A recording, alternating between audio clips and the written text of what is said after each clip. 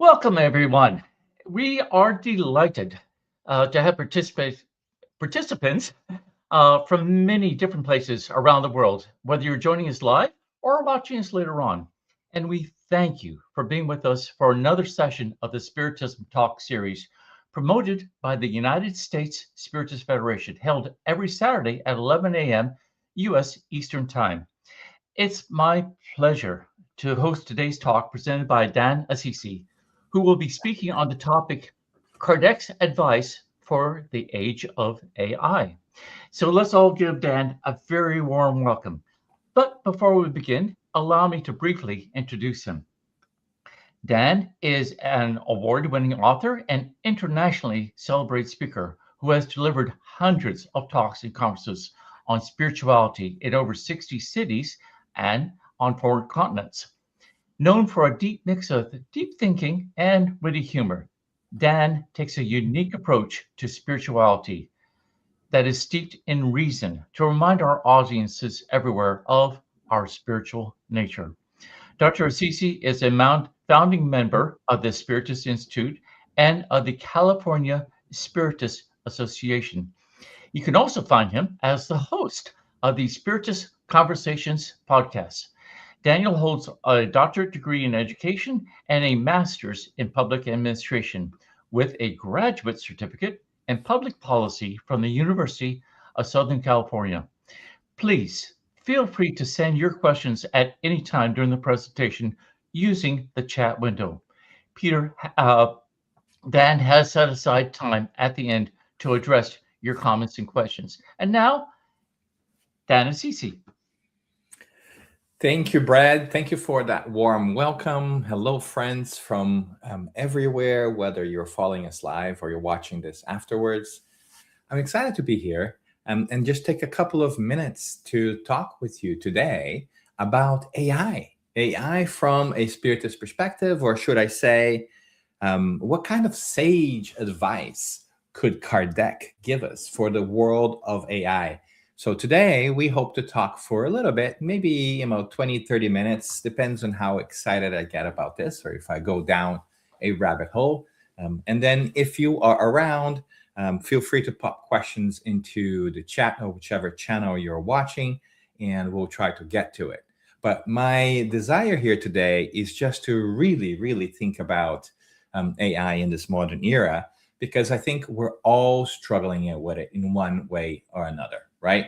I think that we all know very well that AI has been taking a big piece of our mind share these days. We have these invisible voices coming from the machine, promising us knowledge and wisdom. And these are things that are not really foreign to us Spiritists, because if you think about this, we have been dealing with this promise of having this knowledge coming from a place that you cannot see and trying to figure out what do we do with it. And so what we want to do today for a little bit is to talk about this and see if there are wisdom, if there are guidelines that we can then come and bring from the past to help us with our modern lives. Because after all, AI has been bringing us quite a bit of challenges these days in terms of what do we make of it? How is our emotional state when we have to think about it? Some people think that this is, in fact, a big savior. And some other people think that perhaps this is the end of civilization. And I think that is, a pretty apt descriptor of what our society feels like today when we tackle this topic. And these same kind of sentiments, the same kind of thinking were also prevalent in Kardec's time in the 1850s, when all of a sudden we had this news that these voices from the beyond were bringing us information. Some people thought it was the end of the world. Some people thought that it would propel humanity forward in great strides. And so what you have here today is exactly that. It's this idea that you could go either way. And so what we're hoping that will take place in our conversation is just some analysis about all of this, so that we can kind of figure it out. What is it that we could do in our daily lives to make things better? And to begin and to illustrate the process, I just want to give you a little bit of an example of this wisdom that these great voices from the unknown, from the invisible, are bringing us. So let me tell you a little bit about an interesting case for us to start and illustrate our thinking. Let's go back to 2023. We're in New York, and there is a lawyer called Stephen Schwartz. He has 30 years at the bar, so he's not an unexperienced lawyer. He is working on a brief for personal injury for his client, Mata, who is going after Avianca, the airline, for other reasons that right now it doesn't really matter. But the lawyer has a brief to write, and he goes into ChatGPT, asks a couple of questions, and ChatGPT gives him 6 cases that he could use on his lawsuit. It has citations, it has strong language, the tone is authoritative, everything sounds great. He goes ahead and he uses that source and put it into his documents. And you can probably imagine how wonderful this is. In a matter of minutes or perhaps an hour, he has been able to create this brief that otherwise would have taken him many, many hours of research to finding previous cases, to find all those citations and put them together in a format that he can present. And he does a really great job here, because what he does too is he actually, being experienced and being a lawyer of 30 years at the bar, he actually asks ChatGPT, can you make sure you check those citations? Can you make sure that that credit holds? Because he's doing a great job. And what happens? Well, I think you might have guessed by now. None of it was true. It turns out that ChatGPT made up those 6 cases and citations. And even when it was asked to check on it, it said, yeah, no, that's good. You can use it, right? So this was what we call, oftentimes in the AI world, a hallucination, because ChatGPT didn't have the information or couldn't have the information. It just created the information. And so, as you might imagine, this was a fascinating situation, because once the judge and the opposing lawyers began to do some research into those 6 cases, they quickly found out that none of it was true.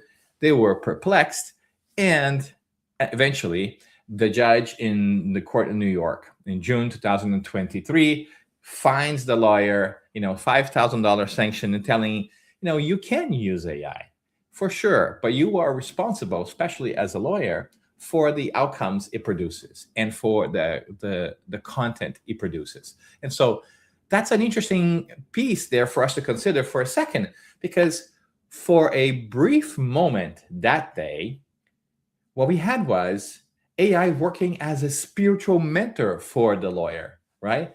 Schwartz at that point was so excited about the information that he had gotten, because it saved him so much time and it seems so wise that it almost feels like ChatGPT in that point in time was like a spiritual mentor bringing him great information. But we also know that it could also have been what we affectionately call an obsessor, just providing him information that it was not great and just trying to really make our lives different. Of course, when it comes to AI systems, we're not talking about enlightenment here. These systems, they are not enlightened. They are not aware yet, at least, right? Which means that they didn't do these things on purpose. Much different than perhaps human intelligences and spirits. But there is a parallel that we can draw here about how do we take that information in and what exactly we do with it, and also how it affects us. So in many different ways, one of my worries these days is that we are so excited about this technology, and rightfully so, that we think that all of a sudden everything that comes out of these machines, of these prompts, of these AIs, they are right. They are spiritually correct or factually correct, and we don't need to do anything, and they will solve all our problems. And there is a big challenge for us thinking about it that way, isn't it? Because what if it isn't? What if they don't have all the information? Should we just surrender our judgment to them? Are we responsible for it? Who's responsible for it? What do we do? And our tendency would be just to go there and find all those pearls of wisdom, right? So, in many different ways, what is happening today is what happened in the beginning of our learning on how to deal with spirit communication, no matter the time. So, what I'm saying here, friends, is we're really here at the same trap, right? Like we have two different worlds, but they have the same trap. When we spiritists are at the mediumship table, we get these wonderful messages that came from the spirit world. And we sometimes, if we are not careful, we just think that the messages are correct and wise because they came from the spirits. But not all spirits are wise, we know. And even if they are well-meaning, not all of them are knowledgeable. And these two things are not the same. So we got to pay attention to that. And so there is a parallel here, because when we are at our keyboard, when we have this information coming from this machine who gives us a bunch of new knowledge, it never tires. The answers come by quickly in convincing sentences. It feels like it is always the truth. And we're always asking ourselves, wow, where does it come from? But really, what the sage advice from Kardec that we can learn here and we can glean is, what is it actually saying and how do we use it? So perhaps there is a little bit of a hint there on how we can begin to think about our challenges of the day with dealing with information that comes from an unknown source, whether it be AI, whether it be the spirit world, and honestly, whether it comes from different humans too. The Kardec framework for thinking about how to consume information and make sense of it is highly transferable to any of these three scenarios: machine, human, or spirit. So what we could try to do is distill a little bit of that, the core of that, into ways that perhaps are useful to us. All of the things that I'm talking to you about here today about Kardec's perspective, they are a brief summary of a lot of the information that you will find in the Medium's book.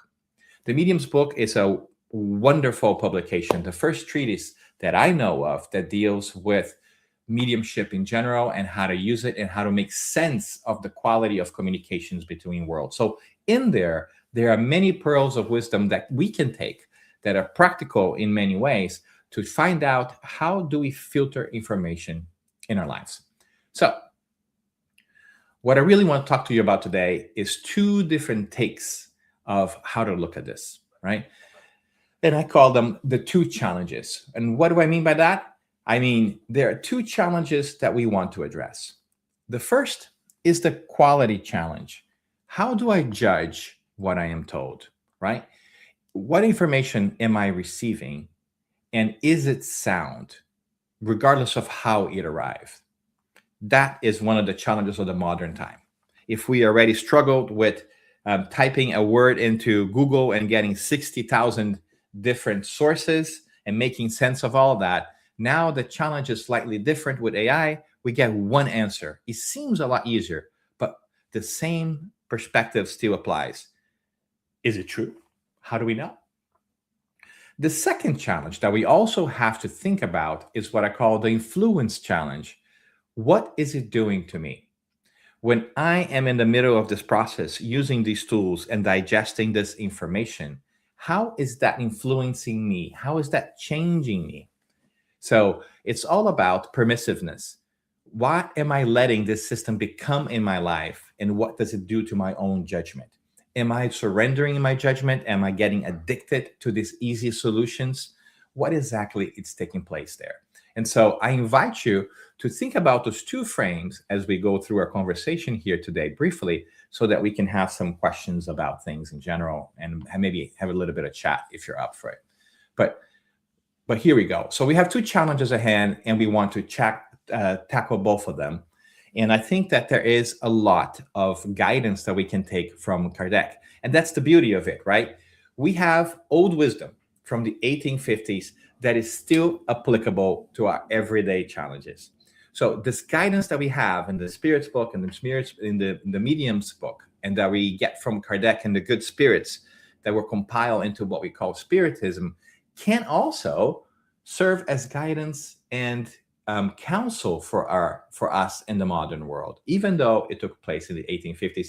And I think that is also a little bit of a testimony on how robust and how coherent this body of knowledge that we call Spiritism is, because even though it's about 200 years old almost now, it still holds true in many different ways.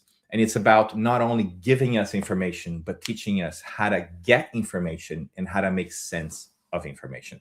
So let's lean into the guidance from Kardec from the earlier part, or I should say the later part of the 19th century, and see how we can use that in our lives. All right.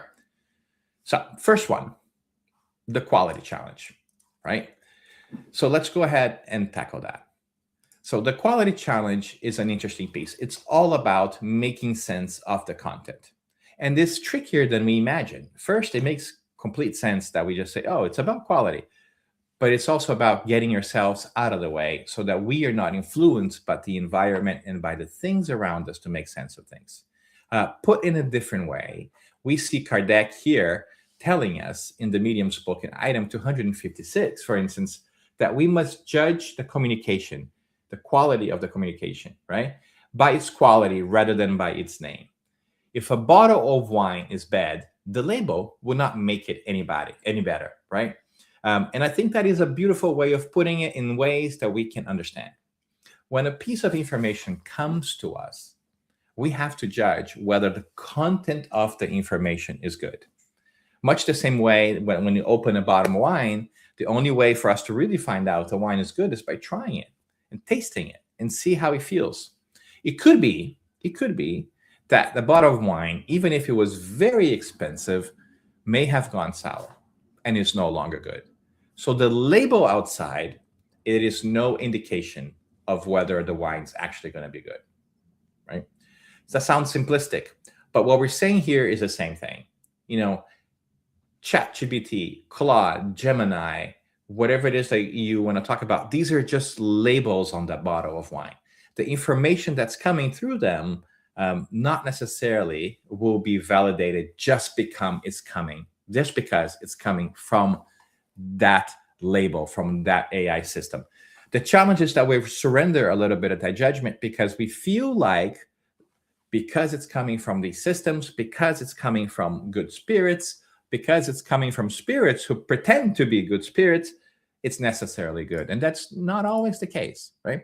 So I think in that sense, we have a little bit of a warning to think about how to judge the quality of information. Kardec goes a great length of how to do it in many different ways, but I think we can test it, we can distill it, to use the wine analogy, down to three things that we want to ask ourselves about the information we are receiving, right? There's three tests for content. The first one is a test of coherence. Is it logical? The second one is a test of moral consequence. Is it good counsel? What are the implications? And the third one is it clear? Does it make sense? So once we keep those three things with us, hopefully it can help us make sense of what the communication that we're receiving is good or not, regardless of whether it comes from humans who are next to us that are trying to convince us or tell us about things, whether it comes from a machine, or whether it comes from the spiritual world, because we all know that the label is not enough justification for us to see the quality of the communication, much the same way that the label in a bottom wine is not a guarantee of the quality of the wine there is in there.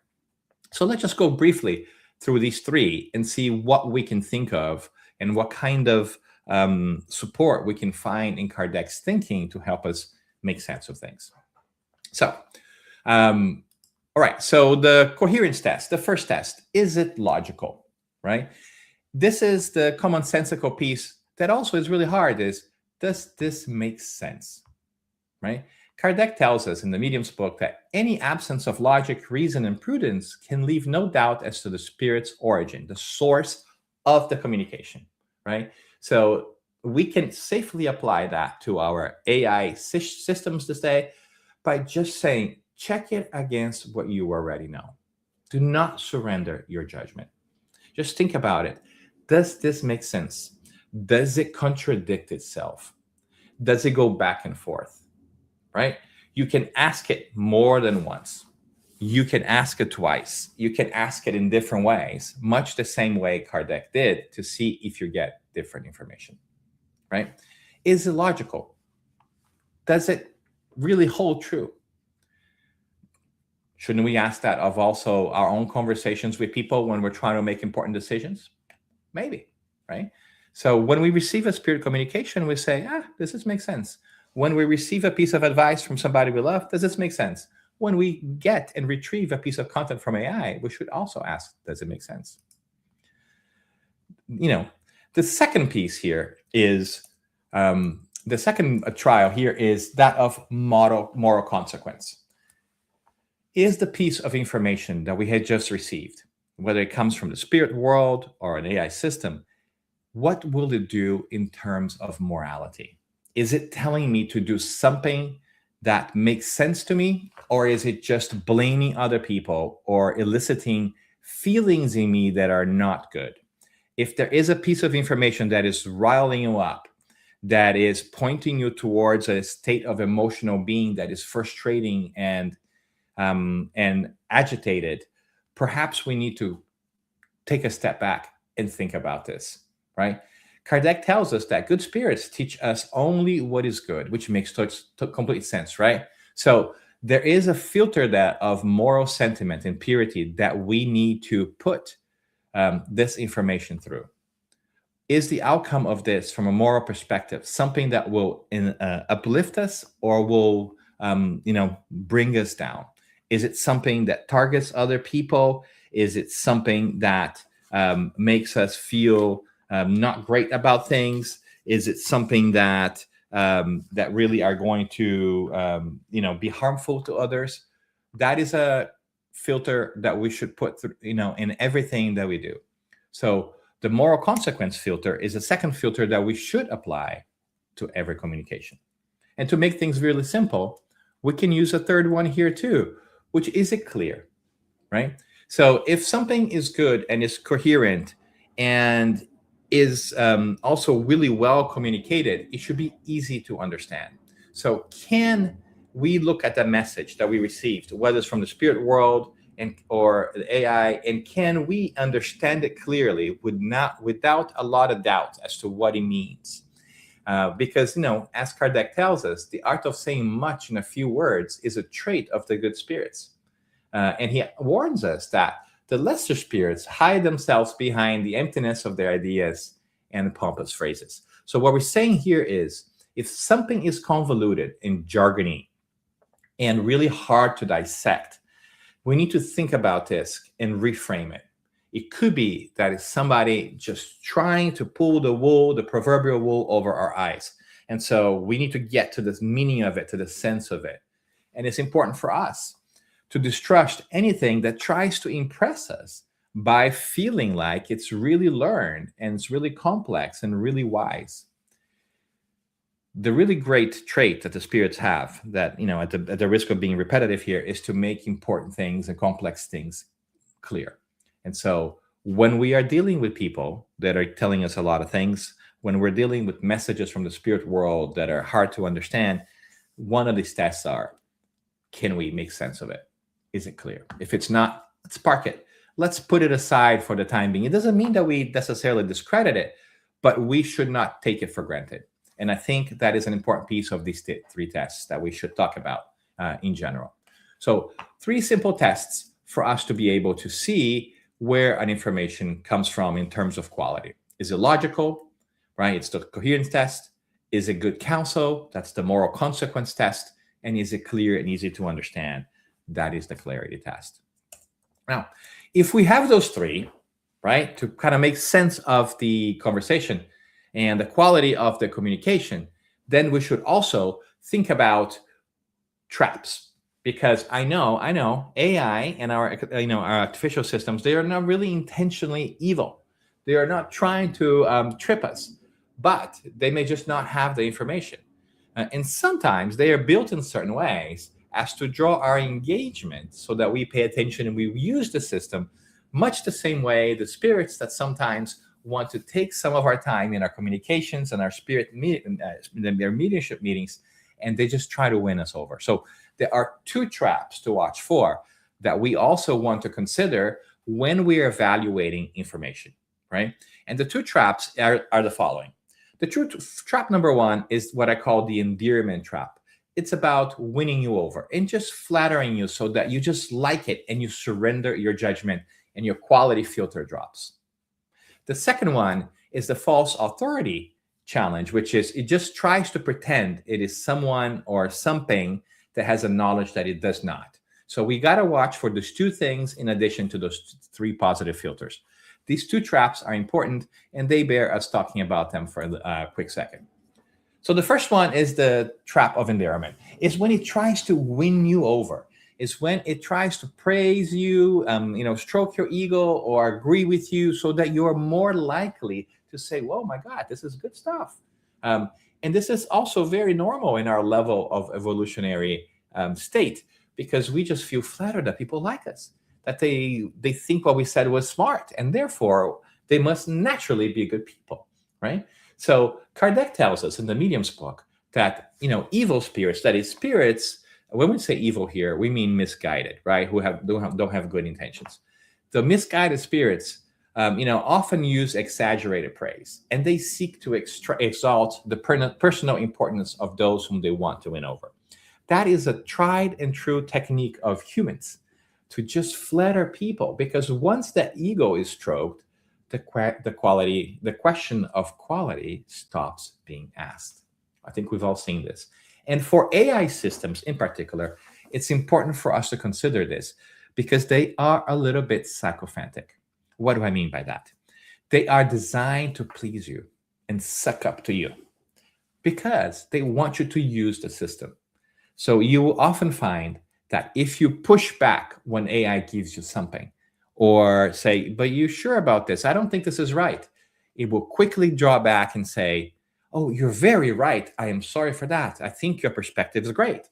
It will retool really quickly their argument because it has no feelings. It just wants to get you the information. And to be honest, some programmers and the do this kind of people deliberately do this because they don't want you to use another system. So they want to hold you inside that use case scenario. So if you push back or if you disagree, the system will quickly say, "You are very right." And, "Oh, what a great idea." If you oftentimes ask it a question and say, "Well, what do you think about this?" They'll say, "This is a great idea," right? And it will start working on it because you told us so. It doesn't mean that your argument is good. It doesn't necessarily mean that you're right. It just means that they were built that way to hold your attention. The spirits also do this. If they want to get your attention, they will flatter you. It's a technique that works for some people more than others, right? And this also happens in your day-to-day life. If there's somebody who is sucking up to you, who is endearing themselves to you and flattering you, you should ask your question, why is this taking place? Is this a filter that I can really use and see whether the information that I'm dealing with is a good one?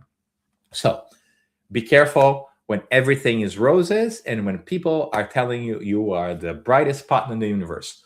While you are an incredible and important part of the universe, you are not the brightest spot in the universe, because all of us are the brightest spot in the universe together. So we have to make sure that we're not taken by our praises and through our ego, right? What is the second trap then? There is another trap too that we also should think about. And it's very simple. We're trying to make this as simple as possible so that we can hold on to these concepts and apply them in our day-to-day lives. Well, the second trap that we also need to watch out for is the trap of false authority. It sounds certain. It gives us that information so easily, and it speaks in such a way that we just trust it because it has so much convictions, right? And so we all might have a friend who just, we ask them a question and they just tell us with such a conviction. You're like, "Oh, that person must really know," right? But just because they answer it very convincingly, they're fluent in that, and they can cite things, it doesn't mean they are right. We just talked about the case of the lawyer in New York, right? And so that's a good example. He went to ChatGPT. ChatGPT gave very convincing tests, very convincing legal language, but it was all made up. So we have to pay attention to the authority piece, right? Is it doing invented facts? Is it using fake names? Is it sending us wrong data? AI systems might not do that on purpose. They might just not have the information that we want, and they want to please us and address our desires so well that they make stuff up. And we also see that, funny enough, with spirits on the spirit realm. Sometimes we have spirits who really want to help. They don't have the capacity to, but they make stuff up to try to help because they want to be helpful and they want to please us. And in our day-to-day lives, we might have friends who do that too, or or family members who just don't have that authority. They don't have that knowledge, but they decide to give you advice anyways because they care about you. And if we just pay attention where that advice is coming from, we might be in trouble, because it's not about where it comes from. Again, it's the quality piece. It's what is the content of the advice. It's the wine argument again, right? It's not the label outside, but what's inside.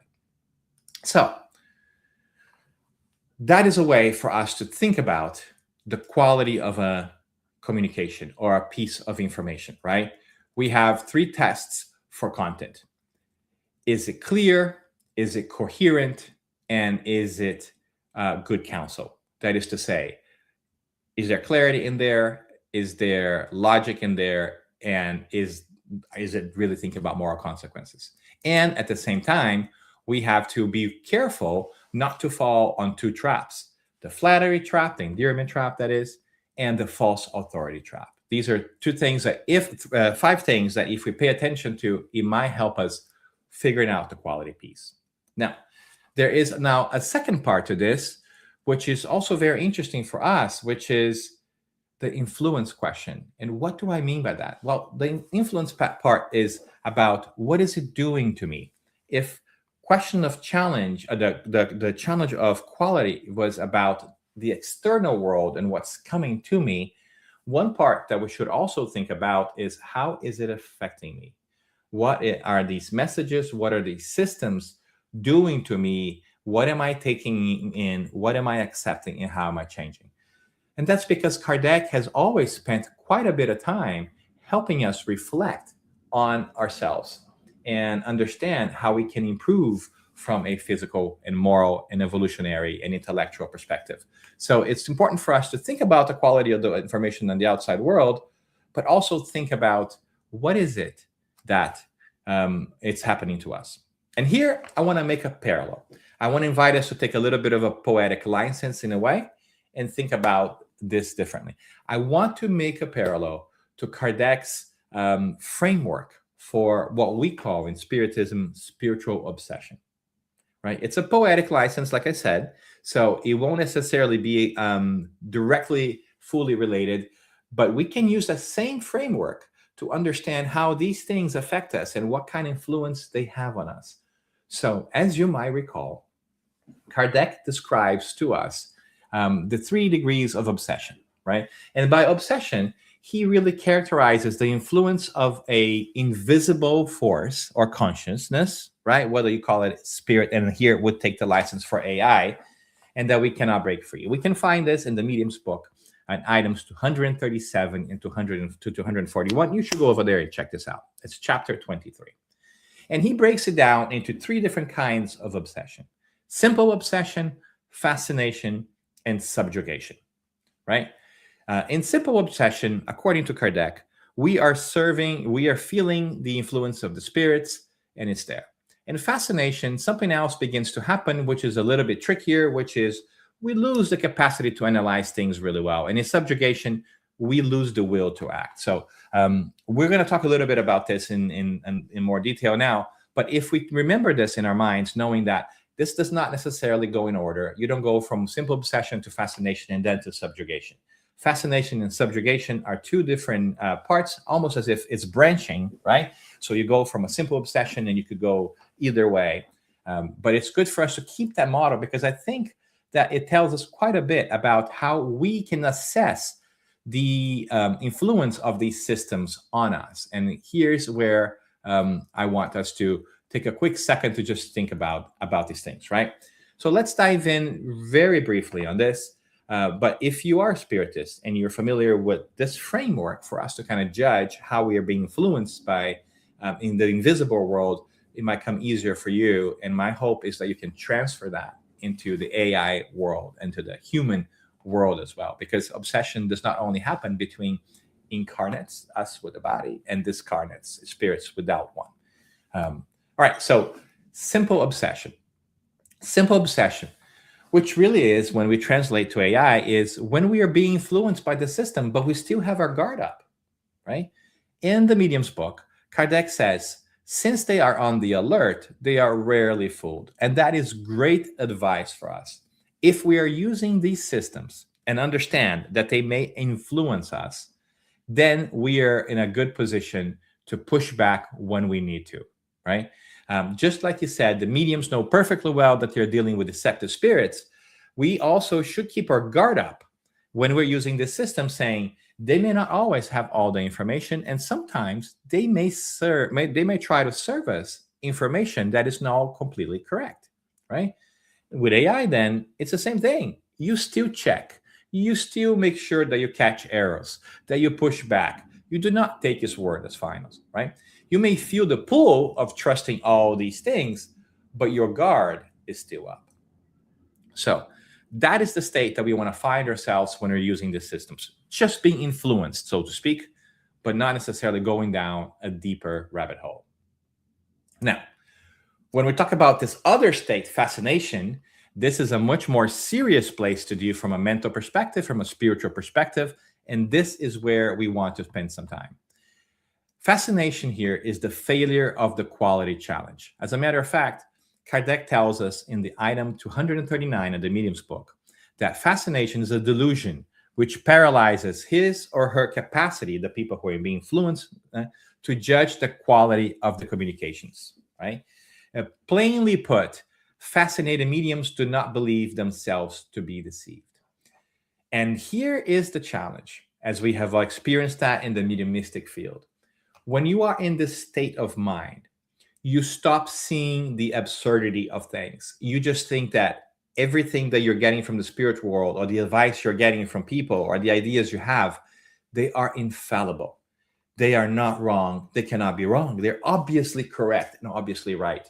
And despite what other people might tell you, you continue to go that way. You continue to use that information.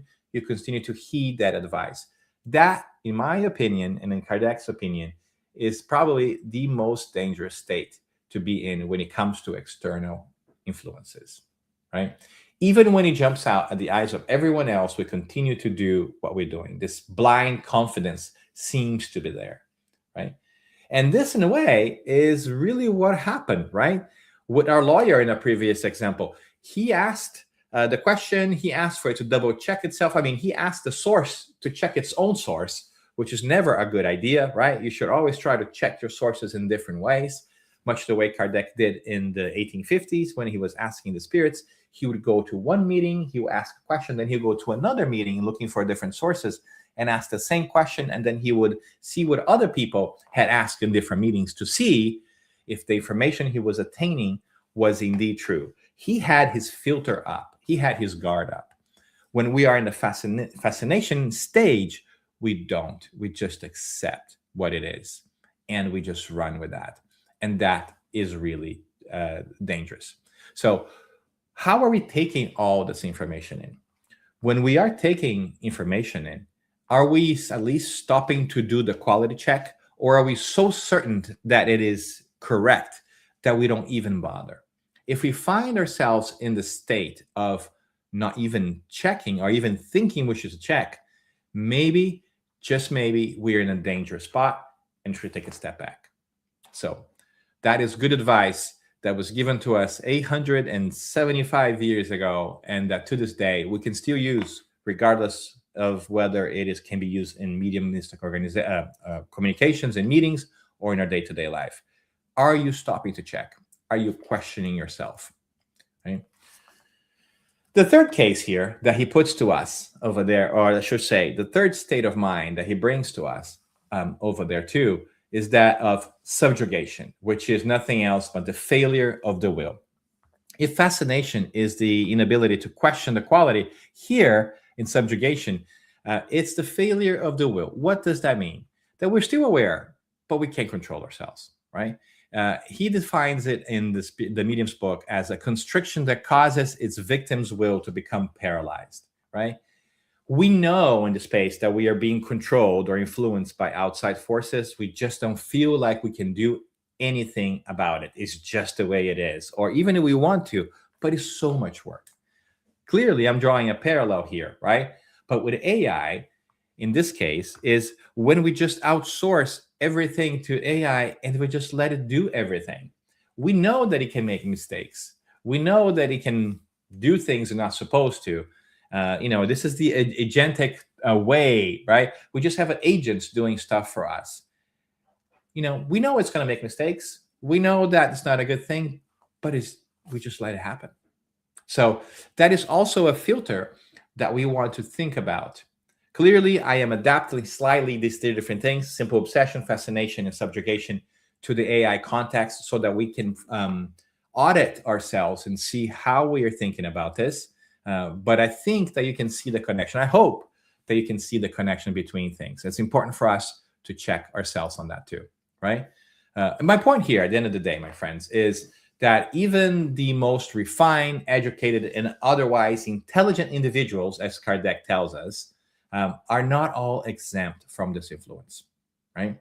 And he says that to people that are really smart. Even smart and prepared people can't fall trap to all these things.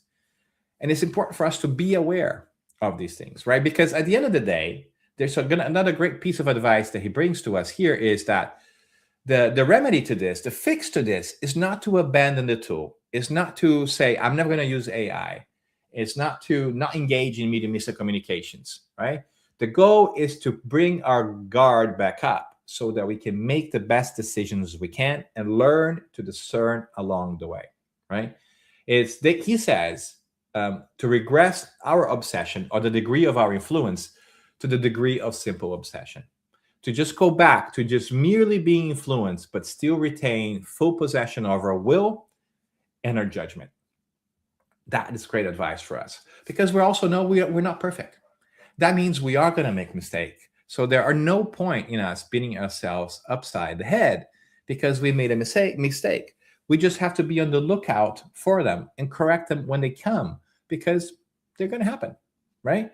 So at the end of the day, what we really want to talk about is to make sure that we are developing the habits and the skills and the practice to have this discernment going up. As a matter of fact, I think that his advice that he has given us 175 years ago is so great in many different ways that we should, bear to height. We should go back and maybe study a little bit about the Medium's book and detach its meaning just from mediumistic communications and bring it to our everyday life. Because these skills, these filters that he is giving us, are very important for us to discern the quality of information, right? He tells us, to kind of wrap things up here, the Medium's book, item 46, that God has given us reason and discernment for judging both spirits and humans, right? This ability that we're trying to develop as human beings of having critical thinking and discernment, it's something that happens in spirit communications, but also in our everyday interactions. And here's where I do my little ad here too. And also includes AI content. If Kardec were here today with us, writing to us in this time and age, he very well might have said an AI content too, because the spirit of it is making sense of communication, right? And in order to judge both spirits and individuals, we must first know how to judge ourselves. We have to be on the lookout, on the guard for how we are being influenced by this too. It's not just about the external pieces. It is not just about the quality of education, but what is it doing to us and how we can handle that, right? So those 5 tools that we were talking about on the quality of judgment, right?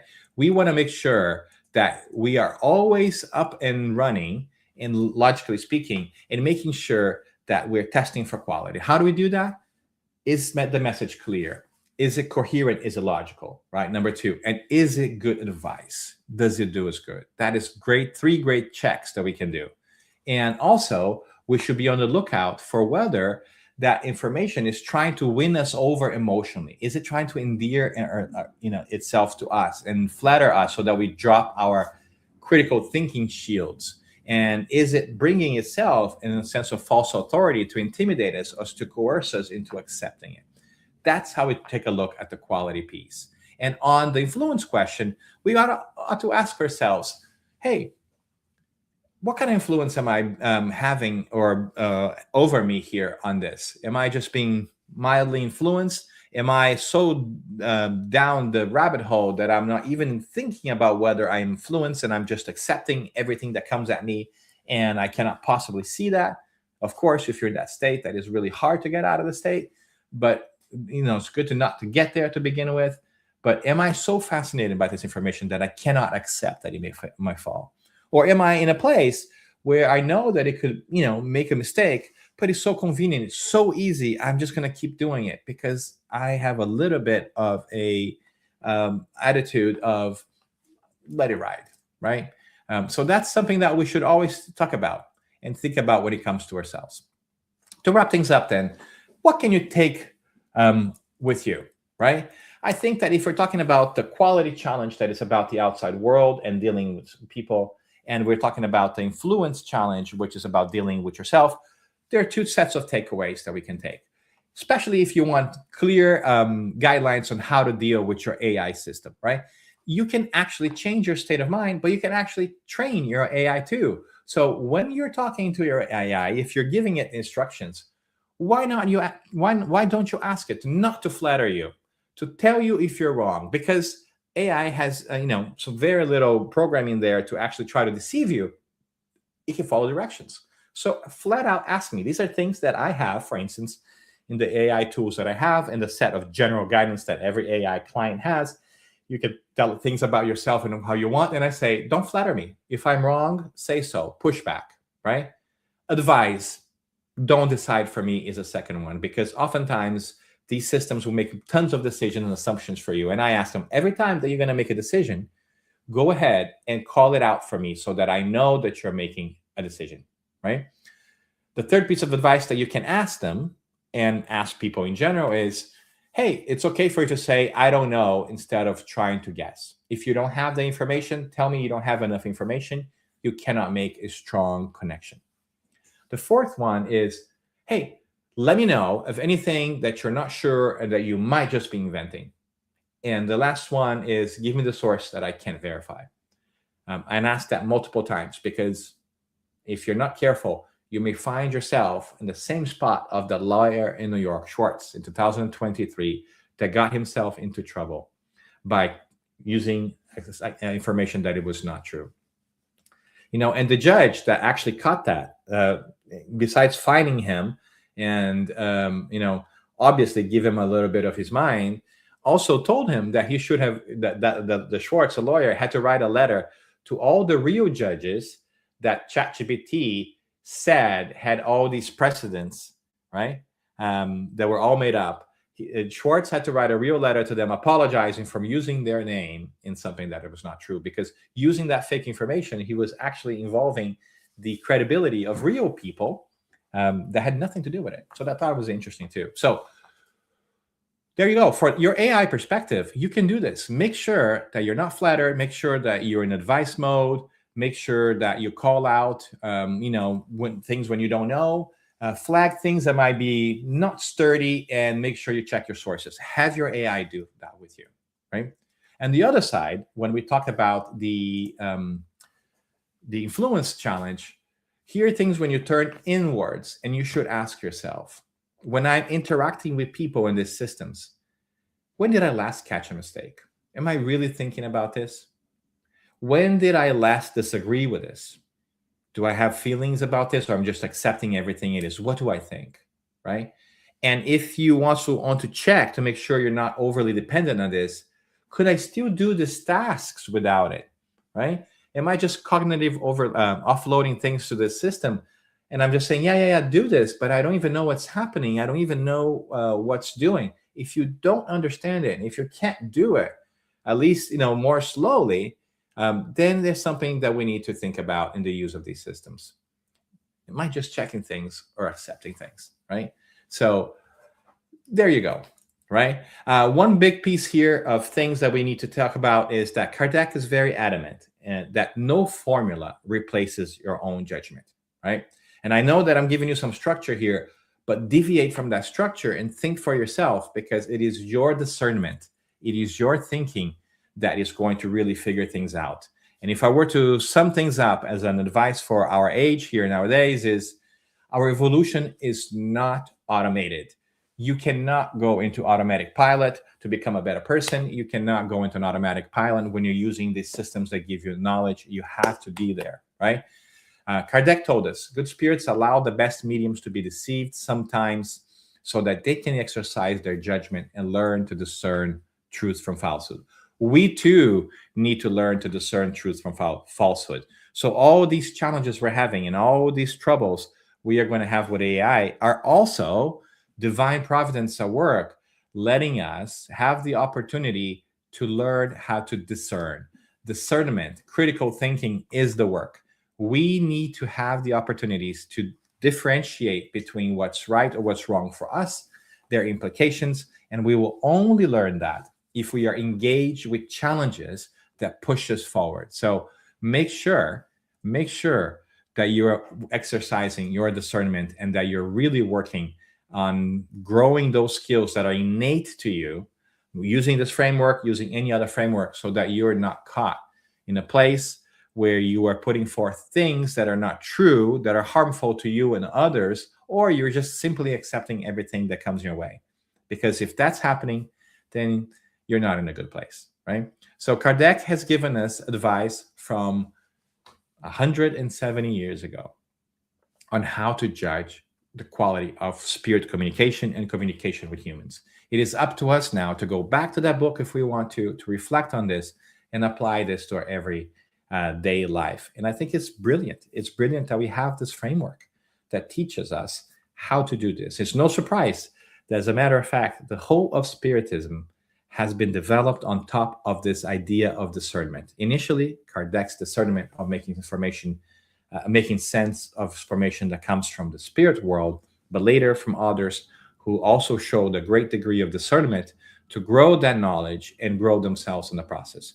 Now it's our turn. So let's make sure we make the best use of the tools we have, including artificial intelligence, but still be on the driving side of things and making sure that we are thoughtful of the clarity of our content, the logic and reason of our content, its moral consequences, make sure that we are not being trapped by pleasantries, that we are not accepting false authority when it comes to knowledge and wisdom, and that we are really being thoughtful of how all these things are influencing us, whether they're just a mild influence that we should deal with, whether we're a little bit in denial of our dependency on these tools, or if we just really are taking a lazy approach to things and letting ride it, we're not thinking about things. Our evolution is not automated. Discernment is the work, and I hope that this helps you a little bit think about your systems and maybe whet your curiosity to go back and read this wonderful book, The Medium's Book too. And I'll stop there because I've talked a lot. So thank you for your attention today. Thanks for having me here. Thank you very, very much, Dan, for sharing your fascinating and insightful reflections with us today. Everyone, please stay with us for the Q&A session, which will begin shortly after just a few announcements. Please register now for the 20th U.S. Spiritist Symposium hosted by the United States Spiritist Federation. The event will take place on November 7th at the AC Hotel, Fort Lauderdale Airport in Dania Beach, Florida. This year's theme is The Compass for Spiritual Progress. For registration and more information about the talks and speakers, please visit spiritistsymposium.org. And next, we cordially invite you to the 19th Spiritist Conference of Georgia on October 10th and 11th. This year's theme is The Spiritist View of Afflictions. Lectures will be in English and in Portuguese with simultaneous interpretation. A discounted registration will be offered through August 31st. Visit spiritistconference.com or use the displayed QR code for details and registrations. And we always invite all of you to follow us on our social media channels to stay updated on upcoming events and activities. And please don't forget to visit the United States Spiritist Federation bookstore at spiritistbooks.us, where you will find a wide and wonderful selection of Spiritist books and several exciting new releases. And if you work with Spiritist youth or are interested in educational resources, be certain to explore the Family, Youth, and Children Spiritist Education FYCSE website at spiritismkids.us, where you'll discover excellent materials and ideas for youth educators. And please take a few moments to check out the Be My Hope app, which offers inspiring daily messages to uplift your spirit. It's very, very helpful, and it's available for free on both the App Store and Google Play. So let's now turn our attention to your comments and questions. There's still time to send yours in, so please feel free to share your thoughts. And let's see what our first one will be. How do we guide our children in the use of technology while maintaining a moral compass? The great question of our time, right? I think that is a wonderful question, because the way we guide our children is not really that different from the way we should guide ourselves. We should have them go through this test, right? Hey, do we understand that technology is not just a tool for consumption of information? It's also a tool for learning, but production of things. So are we overly dependent on technology? Are we just taking things in? We could use the same framework that we talked about spiritual obsession, right? To think about this. Our children so dependent on it that they can no longer have their own judgment, then that's not a good thing. If they're surrendering their judgment to the tools, that's not a good thing either, right? So we have to have a conversation with our children why the tools are there and what is their purpose. It is very tempting, just like it is for us, to just sit in front of these tools and consume things, right? We all know about the way that they act in our brain when it comes to social media, for instance, how it affects us, how it is good to get likes, and how is it good to feel like people care about us or that we are important. We want to be special. So it's important for us to have conversations with our children about all these things. I'll give you simple examples, for instance, when it comes to social media. You know, my kids like to watch YouTube quite a bit because that's what they do these days, right? So I watch with them. It's important for us to know what they're watching too. Sometimes I watch with them. And in many times, like, you know, there are product placements. They're no longer commercials. They don't stop the programming to tell you, buy this candy. Instead, they have these influencers, sometimes have their own candy brands, do fun things with it or say how wonderful it is. And because the kids are watching this, they are plugging away all these things. And then, you know, and you have to have a conversation with your children and say, do you know why they're saying that this candy is so good? Like, no, why? Because it's good. No, it's because they made the candy and they're selling it. So you have to understand that what's coming at you. And, you know, it's kind of like hidden in there and so forth. So it's important to have these conversations about why things are happening. With children, we want to develop their cognitive skills. We want to make sure that they are aware of what they are seeing and being able to judge why an information is brought forth. In that particular example of the candy, for instance, they are totally trying to get you into the, you know, the flattery and the endearment trap. They try to make something nice so that you like them and you trust their judgment and you lower your quality check to see what's going on. Why are people presenting you? Why are they suggesting that candy and not another one? Why are they saying that you should buy this product versus that product? Because there is an interest here. And when you're able to put that check, right, that thing, what authority do they have? Are they experts in candy? No. Are they experts in toys? No. Are they perhaps motivated by their own personal gain? Yes. So maybe your filter goes up. It does not mean that you don't try that candy if you don't want to, that you don't buy the toy, but you should go wide-eyed into the decision, knowing why you're making that, right? And our children need to be taught that as well. And we do that by modeling. We should walk with them and do this just the way we would do with other people and have conversations about this. So develop in them the ability to try to think for themselves as much as they can. Naturally, they're children, and their cognitive skills and their ability to do this is not potentially as high as ours, But if we do this a couple of times, it becomes a framework in which they operate. It becomes a method in which they start thinking about this. And then we can have more serious conversations about, why do you think it is so good to get a like, right, on your social media post? Or what do you think that saying this to get attention from others on social media will do to the people who you're talking about, right? Is putting other people down a good thing? How would you feel if somebody did that to you on YouTube or whatever it is, right? On Instagram or TikTok. So we can have conversations about those same pieces on the framework that we're talking about. The moral consequences one is really big, right? So what does that mean if we do this? Is that the kind of thing that our family does? Is it putting other people down or spreading gospel? Are things that we really think are good? Is there a difference between doing it online and doing it in person? All these conversations have to come from the parents. We cannot outsource those conversations, my friends, to anybody else. We cannot outsource those to the school, and we cannot outsource that to the Spirit Center or to the church. Of course, we want the schools and our Spirit Centers to talk about our kids, but it is our responsibility to educate them. We are the first educator in our kids' lives. So we need to make sure that we are putting the time into it. If we are not putting the time into it, it's hard. I know. It's time consuming. I know. I would rather watch Netflix too than have those conversations. I get it, right? But here's the deal. If we're not doing those conversations, then we are on autopilot. Then we should evaluate ourselves on those criterias, right?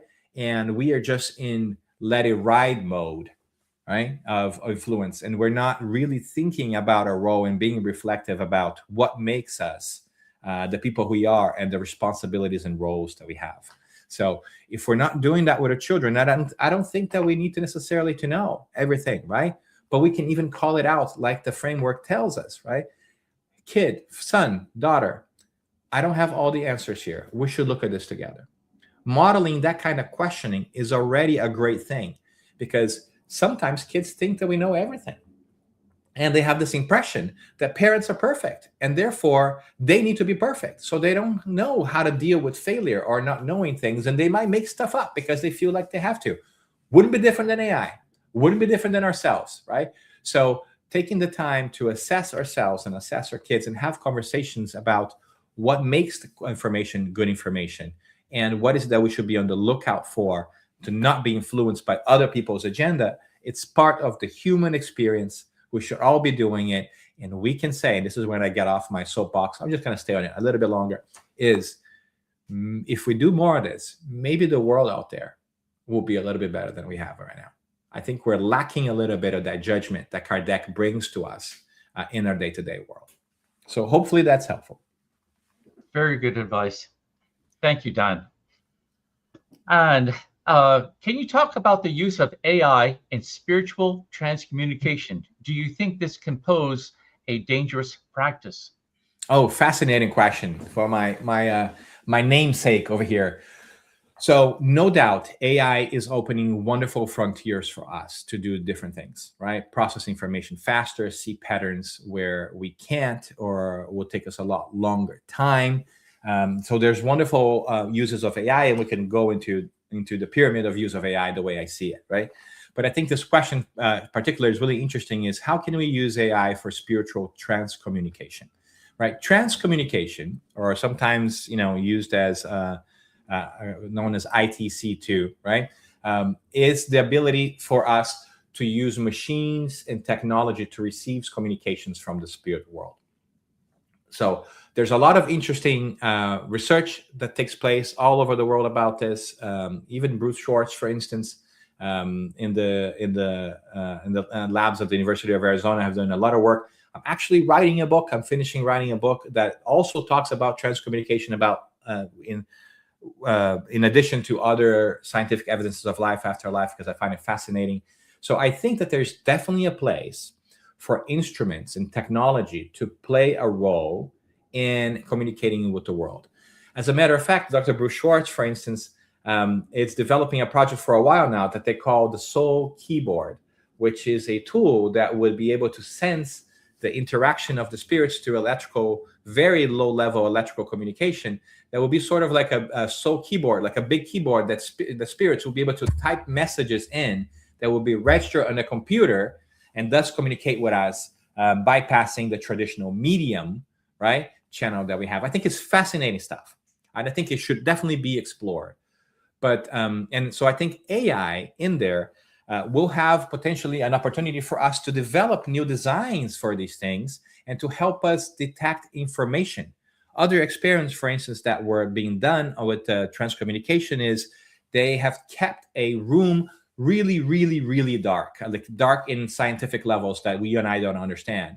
And they would have special cameras that would register clarity within that room, right? So dots of light will show up that are so faint compared to what we know, but could be still registered by these machines. And where they showed up could also be a sense, kind of like a keyboard, like a ways of doing different things. So while AI might not help us communicate directly with spirits at this point in time, interpreting large amounts of information to see if the shifts in the clarity in the room were statistically significant, it's something that takes a lot of math and thinking. And AI, with its processing power, can help us detect that and change our perspective on the amounts of data that we have and go through very large data. So I think at first AI will be really interesting in helping us digest incredible amounts of information and see if there's relationship between things to such a level that we can say, aha, we have proof, or we have enough evidence to suggest that this effect or this phenomena that we're looking into really does happen, right? But I don't think, and I don't see how right now, how AI could actually bring us the wisdom of the spirits communicating with us, right? I think that would defeat a little bit of the purpose, as I see. I could be wrong. I'm open to being wrong, right? But I think the AI is a tool. It's not the end goal, right? So I think AI won't give us spirit communications. It can help us understand and perhaps analyze it. But the getting of information still requires that human experience piece. And here's something that, if we didn't say it explicitly, we should, right? Evolution, spiritual evolution, growth, development, it's about humans and how we feel and how we are influenced and how we influence the world. So all this technology is going to do wonderful things for us, but we cannot forget that the bottom line here is us and how we feel. This technology will make our lives easier, but it doesn't mean that we stop engaging with the world. If we're just using these technologies to do all our work for us and we stay home and we don't interact with people, we don't go do great things for the world, we're missing the opportunity that I think divinity is bringing to us to evolve and do things differently. 200, 300 years ago, we spent most of our days just thinking about what we were going to eat and preparing food. Advances in technology with the Industrial Revolution and so forth allowed us to produce things faster, to such an extent that you and I today can go into our freezers at night, get a piece of food, put it in a microwave, and eat it in 2 or 3 minutes, right? Which means we have not had to deal with it for 4 or 5 hours, right? Which was a time to take a meal. That time has been regained so that we can do other things, other productive things. The trouble is that we're still struggling with that. Instead of using those 4 or 5 hours to do something that would uplift us, sometimes we choose to use those 4 or 5 hours to engage in things that are not healthy for us because our evolutionary process is still at such a level that we're not making all the great choices that we should. Nevertheless, it's important that we have that time so we practice these habits, that we practice this ability and this awareness of being who we are, immortal spirits on a wonderful journey that are exposed to an experience here on earth to give us the challenges and the opportunities for us to grow in understanding in the practice of love. So I say all of this because AI is going to potentiate this. It's going to make some of our work even easier, which means we'll have more time to do other things. The question is, what is it that we are going to do? And the last thing I would do on my AI soapbox here is this. AI is going to be a big brain for us. It's going to do things for us, which means that it changes the skills that we are required. Before, we were so worried about having all the information and being the smartest person in the room. These skills are no longer needed because AI will be way smarter in terms of content than you. It will be able to fetch and analyze content faster than you. So what's left to us humans as we're using AI is to become even more human, is to work on how do we interact with others? How do we solve problems with humans? How do we troubleshoot? How do we relate? Because that's where we add value. That's something AI cannot do, is help other people through challenges and create a world in which everybody benefits from. So these are challenges at the moment. So I think that's going to be a wonderful thing. So AI for sure is going to help us with the spiritual understanding in terms of analyzing data, but the experience still has to be ours. If we don't have the experience, if we don't feel it, chances are we're not going to change ourselves. Well stated. Well stated. Thank you. From Patricia Clark, thank you so much. In a world of so much fear right now about AI, the unknown, I don't share this fear, and it's wonderful to hear you talking about that. I always love to listen to you. Thank you. Patricia, you're so kind. Thank you so much for taking the time to do this, right? And here it is, an example of technology allowing us to listen to each other and connect in a human level about things we think important. Clearly, we're biased, but we'll check our bias, right? But here we are. We're in different parts of the world listening to each other, right? So Brett and Daniel, who is behind the scenes here to helping us, they're all the way in Maryland. I'm here in California, right? And so how wonderful it is that technology has made that human connection possible. We do this. It's not about the likes. It's not about how many people this will reach. I mean, it's nice if we think that it will reach a lot of people. But at the end of the day is, can we have wonderful experiences to know who we are and what we should do? And I think Patricia's point here is a really good one. There is so much fear right now about AI, about everything in the world. We are so worried about where this world is going to go. Wars, crisis, financial challenges, lack of respect from each other, all the humanity that we're talking about, right, that we want to rescue and double down on. And as we talk about all these technical things, it's important for us to go back to our basics, right? And our basics, as far as I'm concerned, is we are immortal spirits created by God. There is a God taking care of us. Yes, we have to take responsibility for our actions and make the best possible choices. But that also means that there is a far superior intelligence, far superior than any AI we can ever build, processing information at the highest speeds. All of that will never match the power of God who created all of this, because a creator is never surpassed by his creation, right? If there's God and the world is like this, then there's a purpose for us to learn all of this. Everything is going to be okay, because God is not going to give us a challenge that is beyond our ability. And God is only going to give us challenges to grow. If God gives us challenges that are beyond our abilities and put us in places that seem like it's to harm us or to hurt us, then that would not be a fair God, a good God. And God must be good by definition. Therefore, it follows that it's not that God is putting us in situations to be fearful or difficult and they have no solution. No, it's that our filter is wrong. We're looking at the situations that way, but that's not what they are, because God would never do that. Hence, we need to change the way we look at things. And that's why Spiritism is so wonderful. It teaches us that as immortal spirits, I'm just here on one incarnation. So this fear that I have is warranted. I should be on the lookout. I should be on with my guard up, but I also should have hope, because now I have these tools. Yes, a lot of things are going to change. A lot of people, honestly, are going to lose their jobs. We're going to have to reinvent a lot of things. But if we hold on to our humanity and are mindful of this, we can help people who are displaced. The question is, will we? Will we tap into our humanness, right? Our humanity, and be mindful of our neighbors while we do that? I think that is the challenge at the moment. I think that's what this technology is going to come to do. It's going to come to propel us forward. But on a roundabout way, it's going to ask us, how are we taking care of each other? How are we taking care of the people who are displaced by this technology? How are we really leveling things up?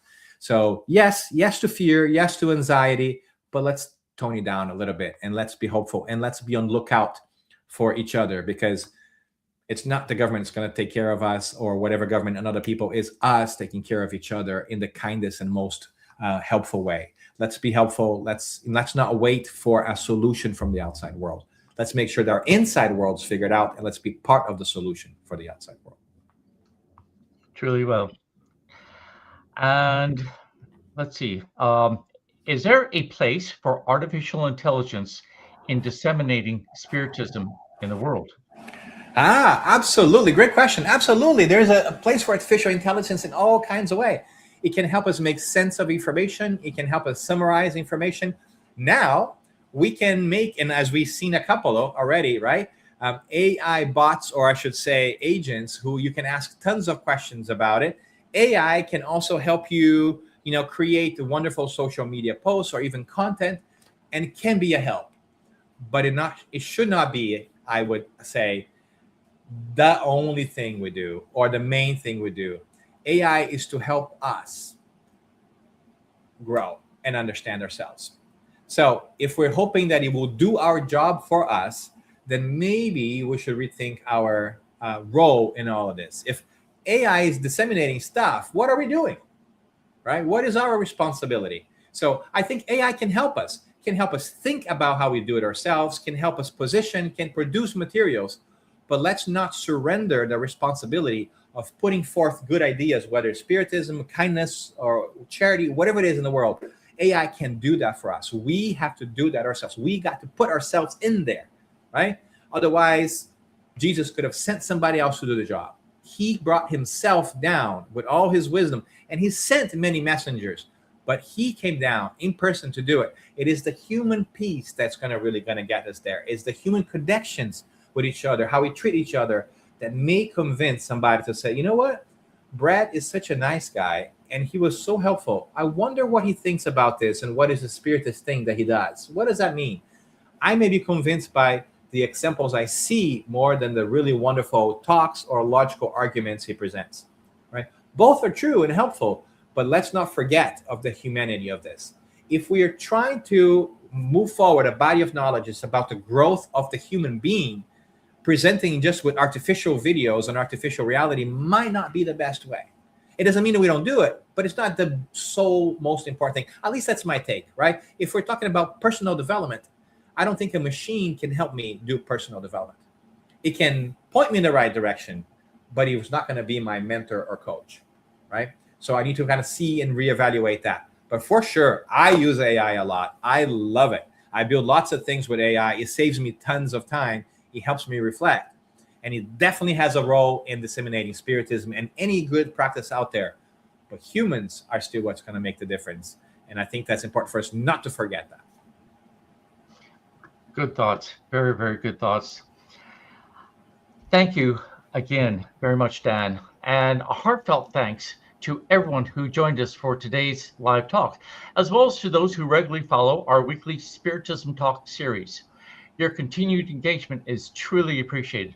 So next Saturday, September 5th, we will not have the live talk due to the holiday weekend, but we do invite you to join us again on Saturday, September 12th at 11 a.m. Eastern Time for our next live session, when Yuri Castro will speak about materialism and Spiritism. We really look forward to having you with us. Dan, before we close, would you please share your final remark and lead us in the closing prayer? It will be my absolute pleasure. Thank you for the time. Thank you for your attention today. At the end of the day, I am struck by the beauty of divine love for us that has given us ways of thinking and tools, whether they are AI or the Spiritist codification, that can change the way we look at life and look at ourselves. Today, I hope that you seen some advice that we received from the good spirits 170 years ago on how to make sense of good information and how to think about how it influences, which all helps us in our personal development piece. Whether that is applied to spirit communication, whether that's applied to one-on-one communication, or how we interact with artificial intelligence and generative intelligence, all that stuff that's going to come in the future. There is a pattern here, which is developing our own innate skills of assessing information and deciding how to act on it. So I'm very grateful that we are giving these abstract tools to change our lives in meaningful ways. So stay hopeful, continue to practice your own peace, and we will be in a better place. And for that, I want to ask you to join us in prayer, in meditation, in awareness. Close your eyes if you want to. You don't have to. I will. So that we can connect with divinity, wherever we are, and feel loved and part of a bigger whole. Thank you so much, good spirits, God, our mentors and guides, who always shepherd us through difficult stages of our lives, whether individually or collectively. There's so much happening in the world today, and sometimes we struggle to make sense of it all. And our hearts leap a little bit, and we feel a little bit more anxious because we lose sight that God is in control, and that as immortal spirits, we have so much pulling for us. We have so many who are watching out for us, guiding us, helping us evolve and make better choices. So we ask not from freedom from challenges, but instead the strength to go through them with our best abilities in place, so that we can grow our muscles of discernment and kindness and face all the challenges that are going to come our way in the best possible way, bringing enlightenment not only to ourselves, but those around us. Thank you for the chance to think about this, for giving us so many wonderful resources, such as the Medium's book, the Spirit's book, and other wonderful books that can help us think about our role in the world, who we are, where do we come from, where are we going, and how do we deal with the physical world. We're so grateful for all of this, and also very grateful for all our friends who are either watching here with us today or when they feel like it. Thank you, God, for all that we have and for this wonderful opportunity. So be it.